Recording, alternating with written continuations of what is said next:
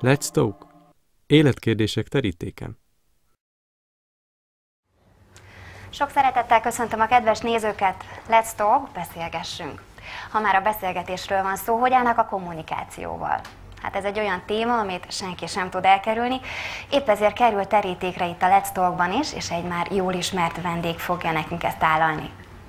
Köszöntök én is mindenkit a mostani műsorunkon, reméljük jól telt a nyaruk, innentől várunk mindig mindenkit a műsorunkra, és nagyon röviden tudnám bemutatni, hiszen már járt közöttünk Vég József pszichológust, aki humán erőforrás szakemberként és főiskolai tanárként is dolgozik. Kérem, köszöntsük szeretettel őt!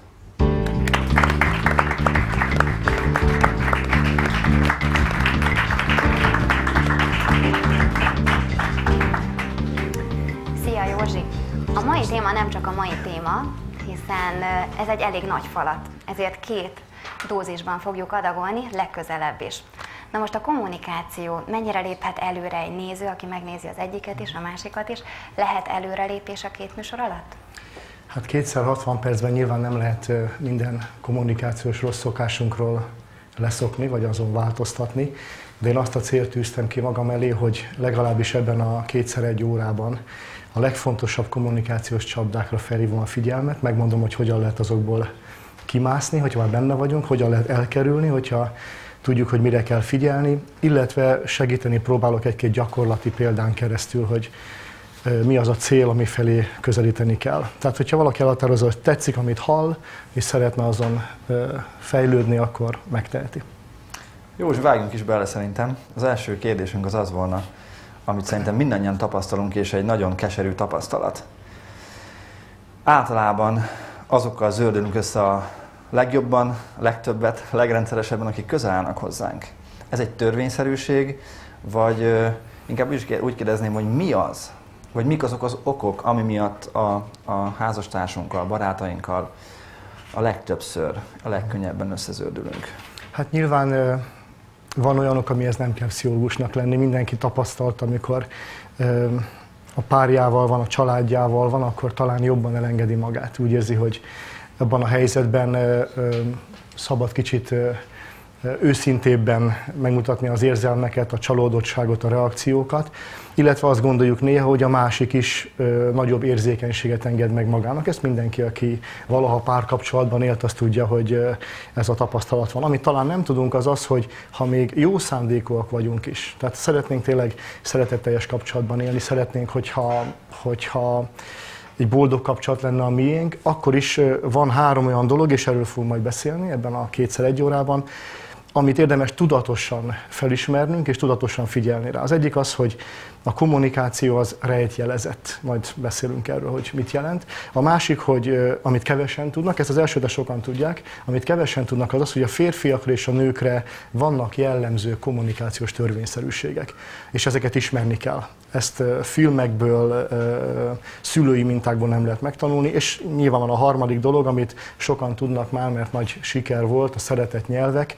Erről valószínűleg nem fogunk beszélni ebben a 2 órában, de az első 2-ről mindenféleképpen szeretnék mélyebben majd veletek. Akkor fejtsük ki most, egy kicsit menjünk bele. Nyilván nem ugyanazt érti az az ember, akivel beszélek, mint amit én szeretnék mondani, mi ennek az oka, és hogyan lehet mondjuk ezeket kiküszöbölni. Hát úgy szoktam mondani, hogy a legkönnyebb az lenne, hogyha a feleségemben lenne egy ilyen kivehető modul, mint egy, nem tudom, egy mobiltelefonnak az akkumulátora, és bennem is lenne egy ilyen kis nyílás. Kiveszem, behelyezem a saját nyílásomba, és akkor pontosan tudom olvasni, hogy mit érez, mit gondol, mit szeretne, mit tenni őt boldoggá, mit vár most el tőlem, nem kéne megszólalnia se. Tudnám, hogy most egy csokor virág jól esne neki, vagy hogyha leülnénk egy fotelbe és beszélgetnénk, vagy hogyha éppen most békén hagynám, nem kéne kommunikálnunk. Kommunikálnunk azért kell, mert nincsen ilyen totális üzenetátívő rendszer a 2 embernek. Ezért aztán úgy mondja a pszichológia, hogy kódokat kell használnunk. Mondok egy egyszerű példát, azt mondja a gyerek, hogy muszáj oltást kapnom. Ez egy nagyon egyszerű példa.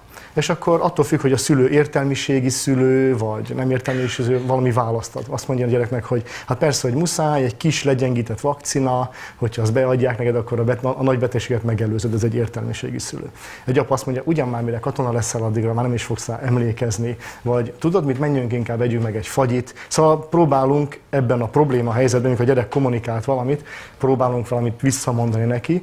Itt ebben az az érdekes, érdekesség van, hogy a gyerekben van egy feszültség. Nyilván miért mondta azt, hogy muszáj oltást kapni, mert valószínűleg fél az oltástól. De nem azt mondjuk neki, hogy értem, hogy félsz az oltástól, én is éreztem már ilyet, szabad félni az oltástól, attól ugyanúgy szeretlek, hanem elkezdem neki mondani, hogy ne legyél gyáva, megmagyarázom neki tudományosan, hogy mit kéne csinálni, mit nem kéne csinálni, próbálom elviccelni, próbálom jutalommal elterelni a figyelmét, de az a szerencsétlen gyerek csak azt nem kapta meg, amire szüksége volt, odahajolni hozzá, fölvenni, azt mondani, félsz, hogy fájni fog, igaz? Pedig pontosan erre vágyik. Szóval, bocsánat, hogy beleszólok. Térjünk vissza a férfi-nőhöz, mert ugye azt mondod, hogy ki kéne venni, be kéne tenni azt a valamilyen bigyót. Ugye ez lehet, mondhatnám úgy, hogy rádióadó vevő? Tehát lead a valamilyen, és akkor kódolom, dekódolom. Igen. A házasságról beszéltél, feleségedről. Nem alakul ki az ismerkedés idő alatt ez a kódcsere? Ez házasságban is még mindig tart ez a kód megfejtés? Hát ahogyan az évek mennek előre, ugye egyre jobban ismerjük egymást, tudjuk a Lajosról, hogy először érdemes megvacsoráztatni, mikor leül a fotelbe, elernyed, akkor kell neki mondani, hogy ki kéne cserélni a függönyöket, mert akkor a feleség gondolja, hogy kevésbé várhat ellenállást. Így van. Vagy tudja azt, hogy munka után nem érdemes rárepülni, és elkezdeni kérdezgetni, akkor egy ingerült választ fog kapni, kell egy kis lecsendesedés, stb. Tehát az évek során megtanuljuk egymás kódjait, de mégis általános szabály, hogy akár 20 év házasság után, több év kapcsolat után is azért az van, hogy esetleg a nő úgy érzi, hogy ezzel a férfival nem lehet beszélgetni. Amikor valami témát fel akarok hozni, akkor bezáródik, elfordul, nem akar róla beszélni, majd beszélünk róla, hogy ez miért van, ez nem a dekódolás miatt van, de mégis nem értjük egymást, és nem segítenek az évek, sőt kialakulnak ilyen, hogy mondjam, rossz játszmák, nem? Hogy például azt mondja a férfi, na erről ne beszélgessünk, édesanyám nem téma, oké? Okay? Tudom, hogy csak amerikai könyvekben lehet ilyet olvasni. És a nő nem érti, ő szeretné megbeszélni ezt a problémát. Ugyanígy, tehát hogy a kód-dekód probléma az örök marad, mert a feleség, a férj, az üzenet küldője, így mondjuk, elküld egy kódot, de nem az a lényeg, hogy mi a kód, amit hallunk, amit látunk, hanem mi az igazi üzenet. Ahogy a gyereknél az volt, hogy félsz, hogy fájni fog, ugyanígy hazajön a feleségem, azt mondja, hogy ma volt a jutalomosztás az éves munka után, és én 10 000 forinttal kevesebbet kaptam, mint Izaura. És akkor hiába mondom neki azt, hogy itthon kimered nyitni a szádatot, meg nyuszi vagy miért nem beszélsz a főnököddel erről, vagy ugyan már ne törődj vele, én eleget keresek, majd eltartalak. Ezek a válaszok nem azt fogják a feleségnek mutatni, hogy a férjem valóban szeret engem, vagy a párommal meg tud beszélni problémákat. Mert itt is volt egy ilyen üzenet, nem? Azt mondta a feleség, hogy olyan hülye a főnököm, hogy ezt meg ezt teszi, akkor nem azt kell mondani, hogy mi a megoldás, azt kell mondani, hogy csalódott vagy, hogy igazságtalan veled szemben. Persze, hogy az vagyok, mert bla bla bla bla bla bla. Tehát látjátok ezt, hogy amikor a kód... És ez kielégítő, hogy elmondja a férfi az állapotot?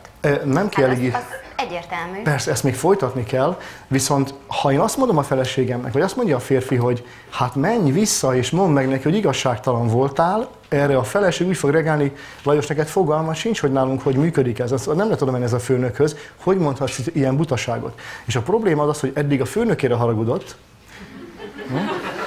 most meg már rám haragszik, pedig én jó szándékú voltam. Tehát azt szeretném leszögezni, a kód-dekódolás problématikájában az az izgalmas, hogy a feleség csalódott, ebben az példaesetben, a feleség csalódott, a férfi nyugodt, a feleség elmondja, hogy mi van, a férfi segíteni szeretne, erre úgy mondjuk kommunikációs szakkifejezése, hogy a férfi ahelyett, hogy segítene, mond egy kommunikációs blokkot. Leblokkolt ebbe a pillanatban, ez a feleségben a feszültséget fölviszi, és azt mondja, veled semmit nem lehet megbeszélni. Utállak. Akkor, mint szituáció, mi ebben a jó megoldás? Igen, ezt mondom. Tehát, hogyha a férfi... Ja, tehát annyi, hogy elemzi a helyzetet? Nem, ez nem elemzés. Amikor azt mondja neki a feleség, hogy annyira igazságtalan velem a főnök, hogy így, és azt mondja neki, hogy rosszul esett, hogy a másik többet kapott, erre a feleség azt mondja, igen, mert képzeld, bla bla bla bla bla bla. Beszélhetni kell? Tehát ahelyett, hogy blokkolom a kommunikációt és rám haragudna, ebben, hogy igen, és képzeld, hogy nem haragszik rám, hanem folytatja tovább arra, merre akarja folytatni. Az volt a humanisztikus pszichológia, Carl Rogersnek hívják ezt a pszichológust, legnagyobb felismerése, hogy az egyik legjobb segítség, amikor a másik bajban van, az az, hogy amikor bajban van, akkor a tanácsadó, vagy legyen ez szülő-gyerek viszony, házastársi viszony, főnök beosztott, rendőr büntetendő viszony, teljesen mindegy. Amikor a másik bajban van, akkor nem adhatott neki tanácsot, Nem kérdezhetek tőle, nem humorizálhatok, nem mondom, hogy menjünk el, együnk meg egy lúdlábat, és akkor el fog fejteni a főnöködet. Azt mondja, ez nekem nem elegendő. Tehát úgy mondjuk, hogy vannak kommunikációs blokkok, kommunikációs sorompok. Na ezeket a csapdákat, a kommunikációs csapdákat érdemes megtanulni. Az a lényege, kérdezek tőle, megoldást adok neki, vagy azt mondom, hogy valamit rosszul csináltál. Akinek kamasz gyereke van, az tudja, hogy mire a gyerek 12 éves lesz, vagy 15, addigra nem beszél a szülőkkel. Mert elkezdi mondani, mi volt a suliban, még amikor mondjuk 5, 6, 7, 8, 9, 10 éves, és amikor elkezdi mondani, mi volt a suliban, annak az a vége, hogy miért nem csináltad ezt, miért nem csináltad azt, hányszor mondjam, fiam, hogy ezt így kell megoldani. Tehát a vége az, hogy csalódásért az iskolában, rosszul érzem magam, elmondom anyunak, vagy elmondom apunak, és nem azt kapom, hogy igen, értem, hogy ez rosszul esett neked, és majd beszéljük meg, hanem az, hogy te voltál a hibás. Neked kellett volna valamit másképpen csinálni. Ez aztán a szülők csodálkoznak, hogy mire a gyerek kamasz lesz, mi volt a suliban? Semmi. Ez egy védekezés, hogy nyilván nem akarok utána belekerülni. De ugyanígy van férj-feleségnél is. A feleség sem szívesen beszélget, amikor kapja a fejére, hogy másképp kellett volna csinálni, ügyetlen vagy, hányszor megmondja, ez a kóddekod. Mondja. Kommunikálunk. De Józsi, hogyha ez ennyire, nem azt mondom, hogy összetett bonyolult, de ugye javarészt sokszor szeretjük a másikat, hogyha mondjuk házastársról van szó, vagy gyerekről, saját gyerekünkről, és jön haza, mondja a problémát, az embernek már, mondjuk, hogyha hölgy hozza haza a problémát, akkor férfiként pörög az agya, és szeretne neki segíteni, szeretem, meg akarom oldani. Igen, akartam mondani, hogy ezeknek a helyzeteknek a problémája az, hogy csak segíteni akar a másik, és mégis ugye... De ha ennyire érzékenyek a helyzetek, akkor ez egy ilyen passzív-aktív kommunikáció, vagy azt is kérdezhetném, hogy mikor szólalhatok meg, mit mondhatok, szabad a végasztal, ezt mit kérdezzek, hallgassak, együttérző legyek, mit csináljak? Szerintem. A nő beszéljen, a férfi hallgasson. Hát igen. Én azt mondja Anita, hogy már az is segítség, hogy a férfi nem kezdi megmondani, mi lett volna a megoldás. Ez nagy igazság. Sok nő úgy érzi különben, ezt a pszichológiai felismerés, így van, hogy a férfi úgy működik, hogy ha elmondom neki, mi van, akkor megmondja, hogy mit kell csinálni. És ez a nő úgy érzi egyből, hogy nem is érti a problémámat. Tehát ő egy egyszerű férfi, figyel arra, hogy mi a probléma, és mindjárt bekapcsol a probléma megoldó módba, és megmondja az asszonynak, hogy mi a tuti. Igaz? Az asszony meg úgy érzi, hogy hát erről szó sincs, én egészen másképp szeretném. És szóval a lényeg az, hogy igen, a segítő szándék az jó. Tehát ha benne van az, hogy én szeretem a feleségemet, szeretem a páromat, ez lehet férfi vagy nő, nyilván nem specifikus. Szeretem a másikat, és amikor azt veszem észre, hogy pozitív vagy negatív feszültség van benne, akkor nem szabad közléssorompót mondani. Amikor jön a duzzaszt víz, az ár, akkor nem állok oda, hogy eltereljem, vagy hogy visszanyomjam, vagy megmondjam, hogy miről van szó, hanem engedem, hogy az kijöjjön a gőz. Példák, pozitív-negatív feszültség. Hát például azt mondom, nekem jön a suliból, látom, hogy fülégel a szája, valami miatt nagyon fel vagy dobódva. Hát persze, képzeld, ez történt. Nem kezdem tőle, hogy mi történt, hanem azt mondom, tehát a kommunikáció az mindig több, mint a szavak. Látom a szemén, hogy csillog, látom, hogy fölfelé hajlik a szája sarka, stb. Akkor visszajelzek neki, hogy valami miatt most jó kedved van. Persze, apa, ez meg az történt. És akkor azt mondja neki, hogy milyen jó velem beszélgetni, mert velem meg lehet osztani a dolgokat. Ugyanez visszafelé ül az ebédlőasztalnál, kézzel, mi volt a suliban? Semmi. Akkor nem mondom azt, hogy veled nem lehet semmit sem megbeszélni. Azt látom, hogy kicsit lóg az órod, valami bántja a szívedet. Meglántja a vállát, nem beszél semmit se. Beszélni is róla, meg nem is, csak nehéz elkezdeni. Tehát, hogy nem kritizálom őt, nem mondom, hogy mind merre, és rábízom, hogy akar-e beszélni, vagy sem. Nyilván, és ezt hívják ugye a pszichológiában, mindenki ismeri, vagy sokan ismerjük, active listening, vagy azt lehet fordítani, hogy értő figyelem, vagy megértő odafigyelés. Tehát, hogy nem csak passzívan hallgatom, hogy mit mond a szívem választottja, vagy a méhem gyümölcse, vagy a gyermekem. Nem csak erre figyelek, hogy és bólogatok, meg hümmögök, az is sokszor segít, ha csak bólogatok, meg hümmögök, meg empatikusan morgok, de ez házassága válogatja. De a legnagyobb segítség az, hogyha visszajelzem neki, hogy milyen érzést hallok, és hogy mit látok. Bosszantott az, hogy a főnököd igazságtalan. Igen, bosszantott, mert bla bla bla bla bla. Vagy nem erről van szó, csak azt vártam, hogy tehát teszek egy kísérletet a kommunikációba, hogy mivel nem húzhatom ki a modult és nem tehetem magamba, ezért megpróbálom megfejteni, mi van abban a fekete dobozban.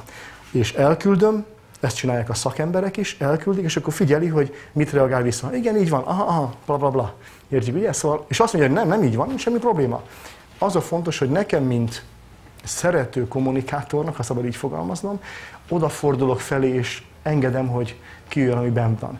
És tudok homolizálni, tudok kérdezni, tudok tanácsot adni, tanítani, amikor nem vörös az arca a méregtől. Hát nem lehet egy lángoló fejjel beszélgetni normálisan. Hát ki veszekedett már úgy valaha, hogy a másik kidagadó erekkel beszélt, és közben mondani neked, ez lenne a megoldás, hogy ez kétségtelen. Azt mondom neki, hogy fölúsztad magad. Hát persze, hogy fölúsztam magam, mert bam, és jön kifelé a gőz. Tehát akkor általában kérdésekkel lehet operálni? Nem kérdés, ez kijelentés. Felúsztad magad, igaz? Persze. Ez érdekes, mert abszolút életmódváltást, vagyis temperamentumváltást igényel ez a dolog. Mert mondjuk egy nő, bár sokszor a férfiak, és tényleg az az első, hogy tanácsot adok, és azzal segítek. És hát mégsem. És amit mondtad, ugye az a megoldás, hogy hallgatunk, kijelentünk, és a többi, de mi van akkor, hogyha én ezt megtanultam, de az én párom nem tanulta meg? És nekem van szükségem arra, hogy hallgasson már meg, mert én meghallgattam, amit ő mondott. Na, akkor mi van? Ilyen nehéz kérdésekre nem készültem fel. De nyilván arról van szó, hogy nem várhatom el, hogy a gyerekem mondjuk kommunikációs szakember. Bár az enyém az, szoktam mondani, hogy apa. A gőz felment, igaz? És akkor szóval nem várhatom el, hogy a gyerekem, vagy az édesanyám, vagy a munkatársam kommunikációs szakember legyen, de a törvény ugyanaz. Ugye megértettük azt, hogy mind a két fél, a közlő is, meg a fogadó is, az a lényeg, hogy rájöjjenek, hogy mi az igazi üzenet. Erre tesznek kísérletet. Azt akarod mondani, hogy félsz, azt akarod mondani, hogy csalódott vagy, azt akarod mondani, hogy fel vagy dobva, mert ez történt veled.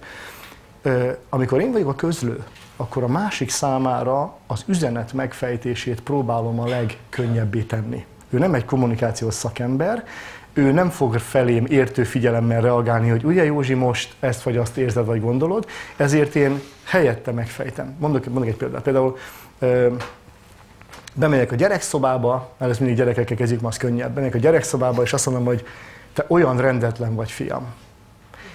Hát ebből nem fogja megérteni azt, hogy mi van bennem. Mert bennem nem az van, hogy te olyan rendetlen vagy, fiam. Ezt mondom, ez a kód. Te olyan rendetlen vagy, fiam. Erről, hogyha ő kommunikációs szakember, azt mondja, apa, csalódott vagy, hogy nem tettem rendet, igaz? Tehát az a lényeg, hogy az érzéseidről beszéljél. Tehát amikor bemegyek, így van. Azt fog neki mondani, hogy nagyon szomorú vagyok, mert megbeszéltük, hogy rendet teszel, és most nekem kell elvégezni ezt a munkát. Azt mondja a pszichológia, van a te üzenet, ami rólad szól, ostoba vagy, lusta vagy, rendetlen vagy, nem vagy megbízható. Te ez vagy, te az vagy, te ilyen vagy. És ez a pozitívban is igaz, okos vagy, ügyes vagy, gyors vagy, ezek a te üzenetek. Róla beszél. Amikor azt mondom neki, hogy okos vagy, akkor nem ez az üzenet, amit mondani akartam. Azt akartam mondani, hogy annyira tetszett, amit mondtál, vagy amit csináltál, vagy hát csodálok, hogy ezekre a kérdésekre tudsz válaszolni. Ez rólam szól. Ezért azt mondja a pszichológia, hogy a másik oldal, aki közöl, a kód, dekód, a rejtjel megfejtése összefüggésben, a másik oldal tanuljon meg úgy kommunikálni, hogy én üzeneteket küld a másiknak. Nagyon szégyeltem magam, amikor az öreg néni elébe beálltál a sorba, vagy hogy rosszul éreztem magam, amikor valami csúnya szót mondtál jelenlétembe, és a többiek is ezt hallották, megszégyenültem. Ugye ez szól a szülnek a belső dolgairól. Ez nem hibáztatja annyira a másikat. A te üzenet az felviszi a gőzt.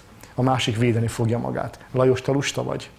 Ezt úgy olvastam, hogy ezzel az ilyen kijelentésekkel, és most elkezdő beszélni negatív és pozitív dolgokról, hogy a negatív dolgok mindenféleképpen egy azonosságtudatot adnak az embernek. Tehát nekem azt mondja Anita, hogy te Attila lusta vagy ilyen vagy olyan vagy, akkor én tényleg azonosítom magam ezzel pozitív értelemben, és igaz ez? Tehát azt mondja ugye a pszichológia, illetve a nevelés, illetve ugye a kommunikáció, hogy ne azonosítsuk a másikat. Tehát nem mondjuk azt, hogy te ilyen olyan vagy pozitív értelemben, viszont lehet? Igen, hát mondjuk mind a kettő igaz, gyermekeknél és főleg nőknél, nem főleg, tehát a férfiakhoz képest főleg gyerekeknél és nőknél, a férfiakkal ellentétben, ezek a te negatív üzenetek, ezek a gyerekeknél olyan énképet, önértékelést alakítatnak ki, hogy elkezdi magáról is azt gondolni, hogy ő nem alkalmas, nem értékes, nem az.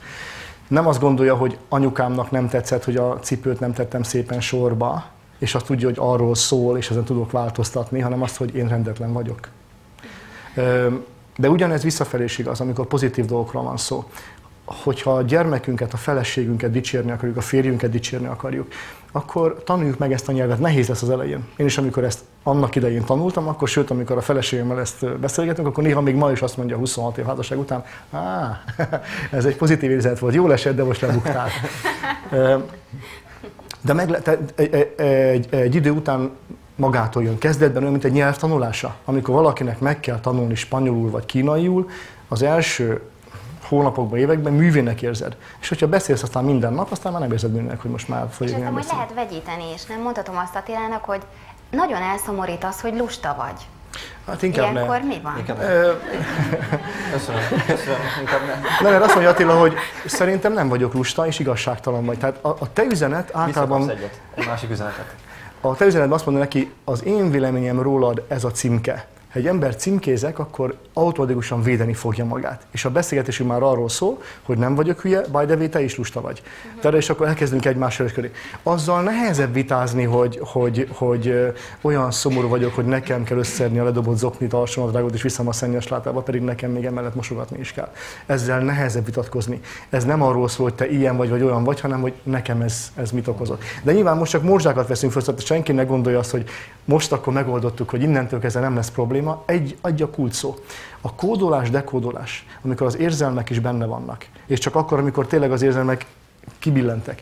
Arról szól, hogy visszahozzam annyira lehet a beszélgető partneremet egy normális helyzetbe. Amíg a másik csalódott, amíg a másik bosszus, amíg a másik ideges, addig nem tudok vele elmélkedni a megoldásokról, addig azt kell érezni, hogy én akkor is szeretem, hogyha most ő éppen szorong, vagy most éppen fél, és együtt érzek vele. És akkor megvan a bizalom, utána lehet beszélgetni. Vagy a gyermekemmel visszatérek majd az esti vacsorán, hogy tudod, beszélgetünk arról, hogy a tanár így vagy úgy vagy amúgy, nyugodt, eszegetünk, és én amikor iskolás voltam, akkor ez vagy így volt. Tehát, de akkor is vigyázok, mert ha erre mond valamit, hogy tararara, az nálunk nem így működik az iskolában, akkor azonnal váltok, hogy ez egy jó tanács, csak nálatok ez azért nem működhetne, úgy gondolt. Persze, hogy nem, mert a tanár így, tehát hogy mindig figyelek arra, hogy másik.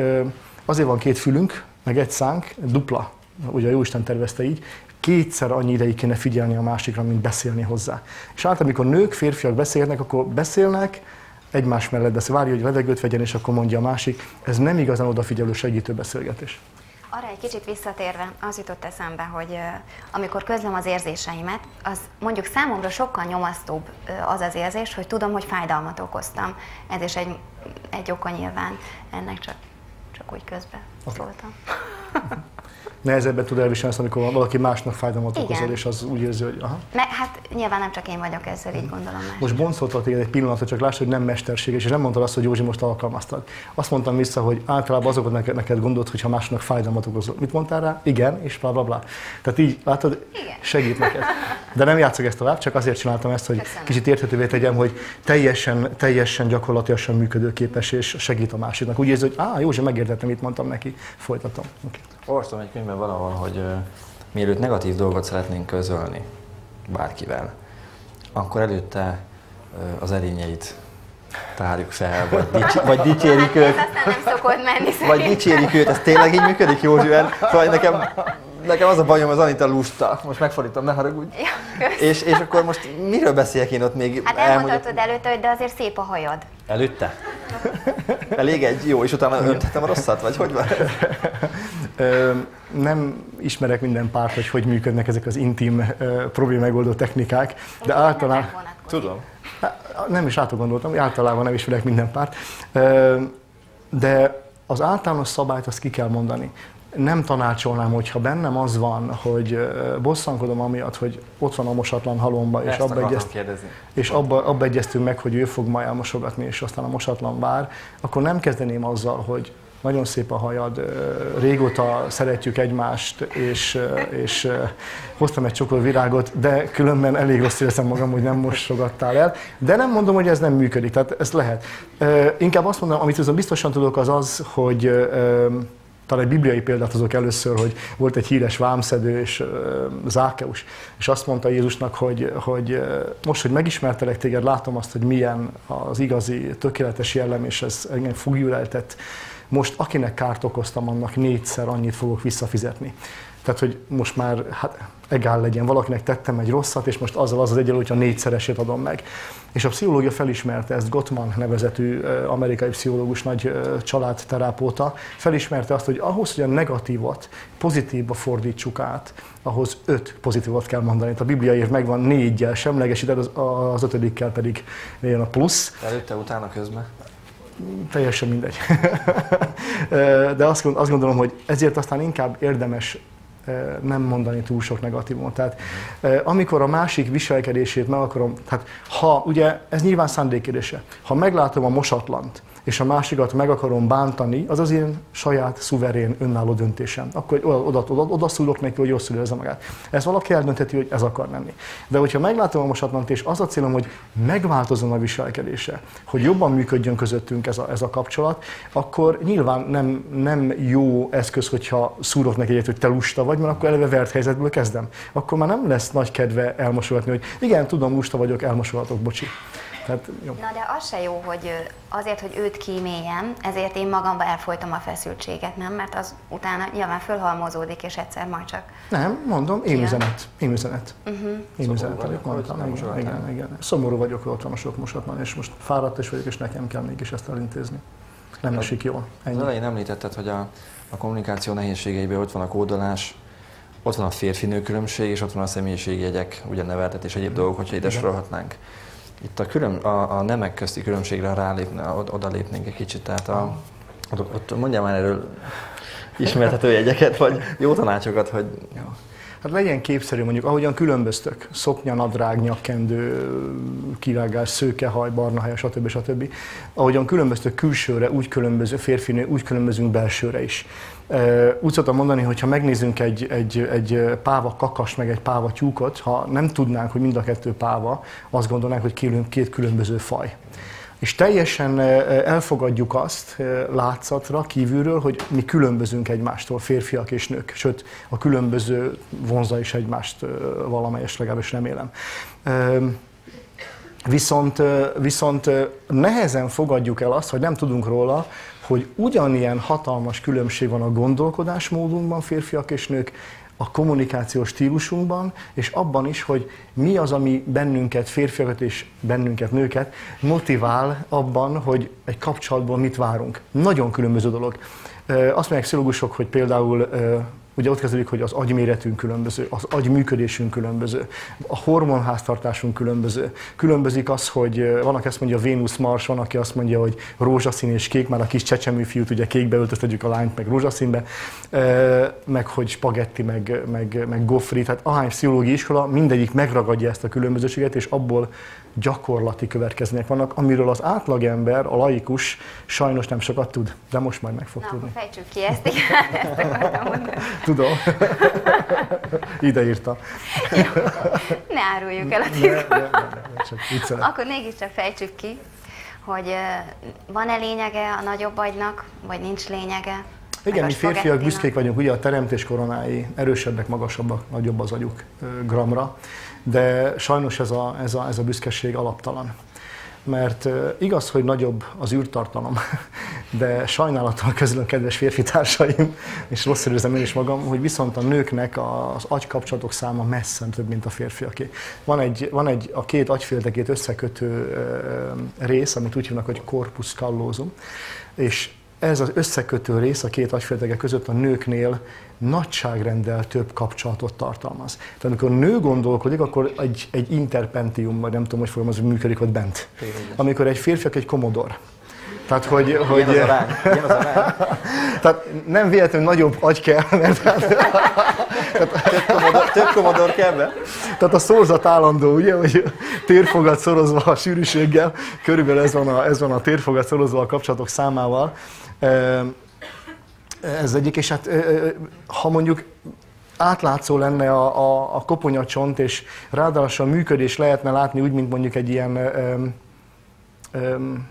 áramműködés, mondjuk egy ilyen sok-sok pont, ahogy kivillanna, akkor amikor a férfi gondolkodik, amikor a nő gondolkodik, azt látnánk, hogy az egész, hogy ilyen az minden így vibrál az egész, tehát minden agyterület hihetetlen, amit művelnek, és amikor a férfi látod, akkor ilyen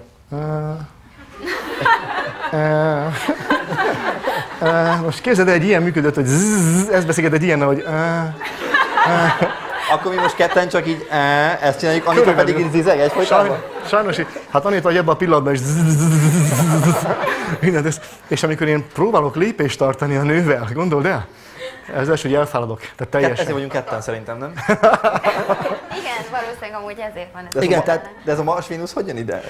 Golf és spagetti, tészta. Bolygó. Igen.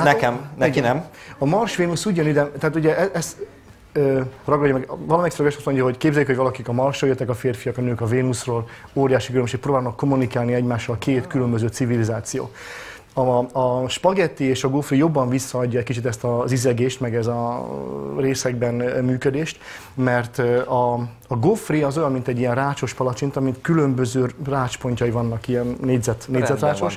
És mindig másút van a tejszínhab, meg a cseresznye. Hát a férfi úgy, itt a cseresznye, itt a tejszínhab. Tehát egy egyszerűen meg lehet érteni a világot egy férfi számára, be kell kategorizálni. Ez a munkahelyem, ez a feleségem, ez a hobbim, ez a kocsim, és akkor biztonságot ad neki, hogyha érti a világot.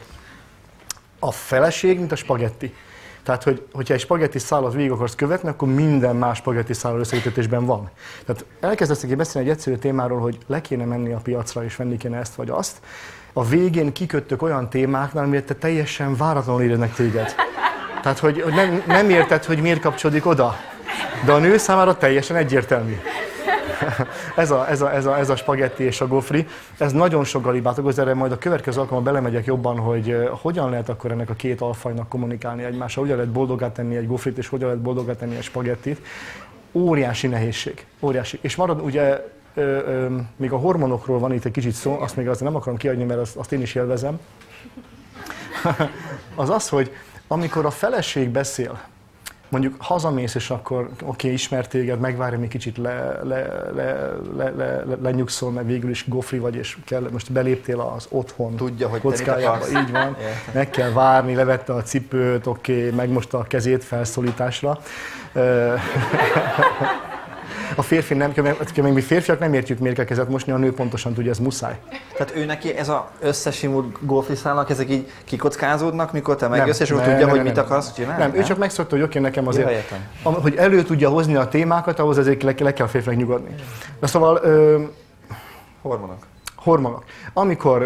Amikor végre elkezdenek beszélgetni, akkor a feleség számára az amerikai nőszövetség UCLA nagyon híres kutatást végzett, méghozzá talán 8-9 évvel ezelőtt, egészen friss ez a kutatás. Azelőtt csak mindig férfiakkal végeztek stresszkutatást. Azért, mert a nőknél ugye a periódus miatt a hormonok össze-vissza járnak, ezért azt gondolták, hogy nem lehet megbízható tudományosan. De a nők azt mondják, hogy mégiscsak kéne azért minket is ismerni, azért vagyunk Amerikában pár millióan nők, és akkor megbíztak kutató csoportokat, hogy a nőkkel is foglalkozzanak, és kiderült, hogy amikor a nők kommunikálnak, akkor a kommunikációval, hogy a spagetti meg az agy így beindul és zizeg, a stressz szint az csökken. Tehát a stressz hormonok elkezdenek lemenni, illetve a nőkben oxitocin hormon, akit érdekel, termelődik, és ez neki jó érzést okoz. A férfi számára viszont, amikor a nő elkezdi a kis problémákat mondani, és a nő azért mondja, mert a kapcsolódás fontos a számára, azt mondja, mi egy jó párkapcsolatban élünk, meg tudjuk beszélni a mindennapi kis apróbb cseprő dolgainkat, és ezért szeretjük egymást. Ez a nő, ez a pink, ez a rózsaszín, ez a spagetti. A férfi számára, amikor elkezdi mondani, azt mondja, egy probléma, még egy probléma, még egy probléma, a stressz egyre megy föl benne. Egyik gofri, másik gofri, hihetetlen. A nő számára ez egy kapcsolódási pont, a stressz csökken és egyre boldogabbak vagyunk, a férfi pedig elkezd szorongani. Nagy baj van a házasságunkban. Minden nap hazudjuk, mindig vannak problémák. Ezért, és a stressz fokozódik benne, és egyszerűen egy idő után bezár, azt mondja, ne beszéljünk erről. Megfordul. Mi a megoldás erre, mert ez egyre sötétebb. Erről legközelebb beszélünk, mert ez egy hosszú ügy, és elkezdem mondani most már a kód dekódolásra is nagy problémáink voltak. De megígérem, hogy legközelebb pontosan el fog mondani, hogy a nők hogyan bánjanak a gofrikkal, és a férfiak hogyan bánjanak a Tehát akkor ez lesz a következő témánk. Egy kis vagy még szeretnél valamit mondani? Nem, hát nem tudom, mennyi időnk van, én benne folyik, hogyha akarjátok. Ja. Szóval, hogy... Hát lassan most már a vége felé közeledünk. Jó, rendben. Azért egy sztorit azért elmondok. Egy kis ízelítőt, hogy a... Jó, ilyen sok idő már elment? Jó, tehát hogy legközelebb azért arra szeretnénk beszélni, hogy látjuk azt, hogy más a működés. ez azért még nem segít. Jó, a Józsi itt volt, elmondta, hogy gófri, spagetti, Vénusz, Mars, kék, rózsaszín. Szeretnék beszélni arról, hogy mi motiválja a férfiakat, mi motiválja a nőket, mert nem ugyanaz, nem ugyanaz. Hogyan lehet a nők számára megelőzni azt, hogy ne jussanak el a házasság egy bizonyos, vagy a párkapcsolat egy bizonyos pontján oda, hogy a másikkal nem értem, hogy mi nem lehet velem dolgokat megbeszélni. Én szeretném, hogyha megbeszélni mindent, meg bezár, leül a tévé elé, leül a számítógép elé, leül a könyve elé, az újság elé, és nem akar dolgokról beszélni, nem is szeret engem. Ezt éli meg a nő, és látni fogjuk ezt, hogy lehet ezt kivédeni. A férfi meg azt éli meg, és ebből is szeretnék a férfiaknak majd segíteni, hogy nem értem, hogy ennek a nőnek miért nem vagyok jó. Mindig problémái vannak, állandóan jön, és állandóan a hátamon van, és mindig mást akar. Soha nem érzi úgy, hogy ez a lakás be van végre rendezve, minden héten újabb igénye van, hogy mi legyen, hogy legyen, mert legyen. Tehát ez a két alfaj, ha úgy tetszik, boldogtalanságot művel egymással. De ez nem kell, hogy így legyen. Meg kell tanulnunk azt, hogy hogyan lehet a nők nyelvét beszélni, hogyan lehet a férfiak nyelvét. Úgy is szoktam fogalmazni, hogy mik azok a kulcsok, amik a női szívet nyitja, meg amik a férfi szívet nyitja. Hát ez lenne a kezd csinálva a következő alkalomra. Szerintem nagyon érdekes lesz, úgyhogy én biztos itt leszek. Én is. De azon gondolkodtam menet közben, hogy sokszor említette a feleségét Józsi, hogy ő nem lett már szakember? Dehogy is nem. Kommunikációs szakember? Mert az ugye arról volt szó, hogy humán erőforrás szakemberként is dolgozol, emberekkel foglalkozol egész nap, mondhatjuk így? Igen. Hazamész, és a feleséget tudja, hogy ezek után neked mi kell? Én inkább úgy fogalmaznék, nem veszed elő az újságot gófriként? Nem jön a következő szánsz, hogy étel, vagy sport, vagy nem tudom, akármi? Szerintem, amikor valaki elkezdi csinálni ezt, majd gondolom, minél többen bele fognak kóstolni ebben, hogy valaki elkezdi ezt csinálni, meg amit a következő alkalommal beszélgetünk, és kipróbálja, és gyakorolja magát benne, ez nem teher. Tehát amikor még nem, én például jól beszélek angolul, amikor tanultam, a teher volt, hogy miért kell nekem angolul beszélni, nem is akarok megszólalni. Most már, meg aki beszél idegen nyelvet, nyilván nem érzi tehernek, élvezi, most átkapcsolok egy másik nyelvre, egy új kultúra, egy más ember, és beszélhetünk egymásról. Nem érzem, hogy hú, de rossz, hogy most angolul kell beszélni.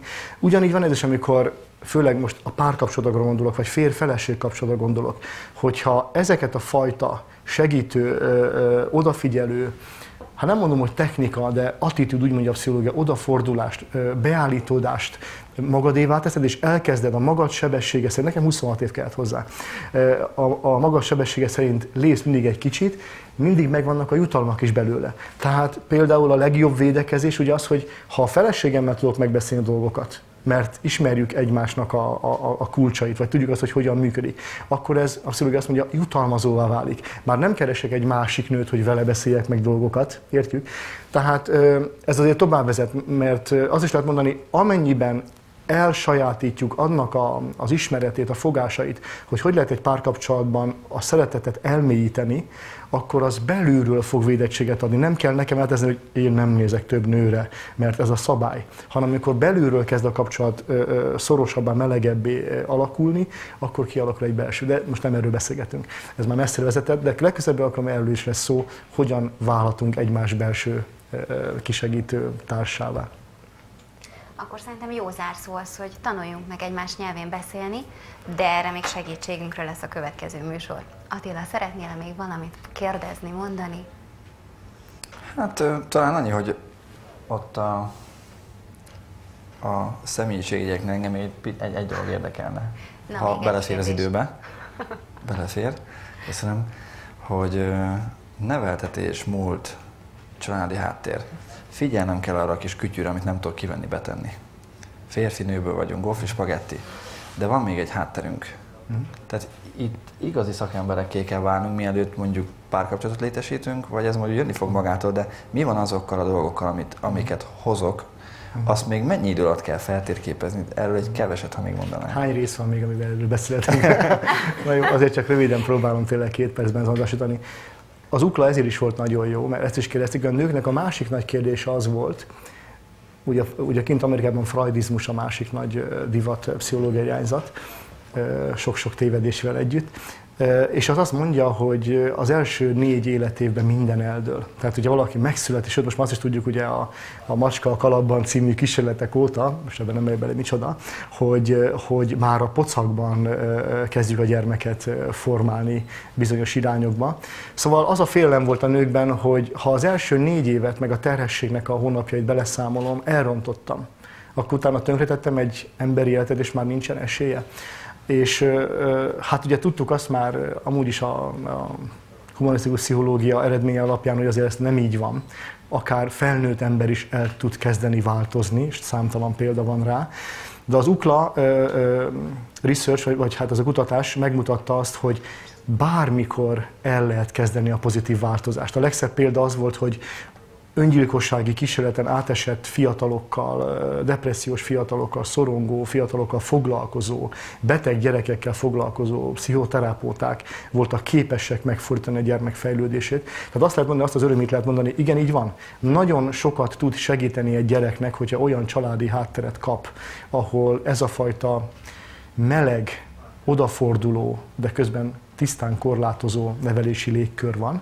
Tehát vannak tisztán szabályok, tisztán korlátozó, de ugyanakkor egy nagyon elfogadó, nagyon meleg, nagyon szeretetteljes légkör. Ez sokat tud segíteni. De ha valaki nem ilyen légkörben nőtt fel, nem kell elkeseredni, mert önmaga is elkezdhet változni. Sőt, hogyha már anya, és látja, hogy mondjuk 10 éves a gyereke és félrenevelte, hogyha olvas, meg saját magát is szeretné változtatni, képes arra, hogy egyre inkább fejlődjön a kívánt út felé. Tehát a válasz teljesen egyértelmű, 80 évesen is el lehet kezdeni változni, 40 évesen is el lehet kezdeni változni, nincs mentség, hogy én már változtathatatlan vagyok. Hát akkor szerintem eljött az idő, hogy lezárjuk mai műsorunkat. Józsi, nagyon megköszönjük a mai tanácsokat is, és köszönjük, hogy velünk tartottak. Legközelebb remélem velünk tartanak, mert nagyon izgalmas témánk lesz. A viszontlátásra! A viszontlátásra!